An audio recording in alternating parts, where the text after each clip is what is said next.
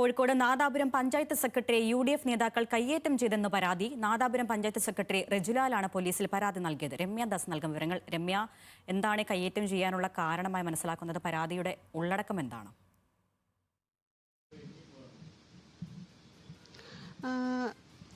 ആരുണ്യ, കഴിഞ്ഞ ദിവസമാണ് ഈ നാദാപുരം പഞ്ചായത്ത് സെക്രട്ടറി ആയിരുന്ന റെജുലാലാണ് ഇത്തരത്തിൽ UDF നേതാക്കൾ തന്നെ കയ്യേറ്റം ചെയ്തു എന്ന രീതിയിൽ പരാതി നാദാപുരം പോലീസിൽ നൽകിയിട്ടുള്ളത്. അതായത് കഴിഞ്ഞ ദിവസം ഈ അനധികൃതമായ വോട്ടുകൾ നീക്കം ചെയ്യുന്നെന്ന് ആരോപിച്ചുകൊണ്ട് UDF ഭരിക്കുന്ന പഞ്ചായത്താണ് നാദാപുരം പഞ്ചായത്ത്. ഈ പഞ്ചായത്തിലെ വൈസ് പ്രസിഡന്റ് ഉൾപ്പെടെയുള്ളവർ ഈ പഞ്ചായത്ത് സെക്രട്ടറി ഉപരോധിക്കുന്ന ഒരു നടപടി ഉണ്ടായിരുന്നു. ഇതിനിടയിലാണ് ഇത്തരത്തിൽ ഈ പഞ്ചായത്തിലെ വൈസ് പ്രസിഡന്റും അതുപോലെ തന്നെ മറ്റു UDF നേതാക്കളും ഈ പഞ്ചായത്ത് സെക്രട്ടറിയെ കയ്യേറ്റം ചെയ്തു എന്ന് ആരോപിച്ച് പരാതി നൽകിയിട്ടുള്ളത്. ഈ കയ്യേറ്റം ചെയ്തു എന്ന് പറഞ്ഞിട്ട് പഞ്ചായത്ത് സെക്രട്ടറി പോലീസിൽ പരാതി നൽകിയിട്ടുള്ളത്. നാദാപുരം പോലീസിലാണ് പരാതി നൽകിയിട്ടുള്ളത്.